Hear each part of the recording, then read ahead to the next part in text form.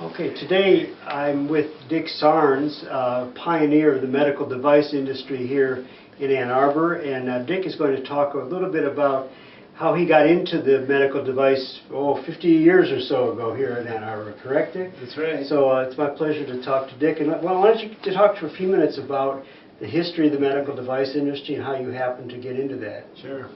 That's a most often asked question, so it's the answer really is, number one, my wife and I had a goal to start a business, to have a business in electromechanical products. And that was the goal right after we were married in 1952. Wow. Okay. And so that my wife graduated from Eastern Michigan University and went to work at the Mott's Children's Hospital at U of M as a teacher, because the children were in the hospital for a period of time. Okay.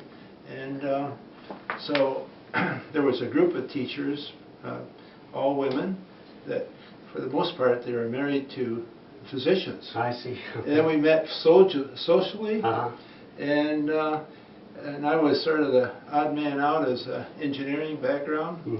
And but when we met, the docs all kind of go off to the side and we talk shop, and they were all working on devices, and so and working on future development of, and their needs were such that they were a little frustrated where to get things done for their laboratory experiments. And so suddenly we had something to talk about.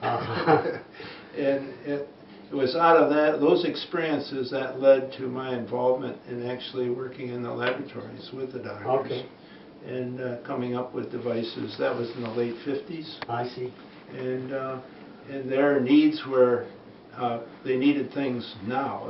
Speed was quite a requirement, and so to get things done quickly, and I was fortunate to have access to shops in the area where we could make that happen. So then that led to our decision to go into the medical device business. We had a few products that we developed. So in 1960, we launched our company as Sarnes Inc. in Ann Arbor, and we operated out of our home, which is not a particularly good idea, but we had a nice basement workshop, and I had 3 employees in the home, and that's where we actually developed our first heart-lung machine. In your basement? In the basement. Wow. Yeah. And with a lot of help. I mean, Okay. one of the strengths of the community is all the shops and professionals that are available, and so we access lots of people. It wasn't myself only. And we didn't invent the heart-lung machine, we perfected it. I see. And we built the whole system, which is the pumps, the heat exchangers, blood oxygenator, and devices for the surgeon to work on the table. So that product was launched in 1961, and we moved out of the home into a facility on North Main Street. I see.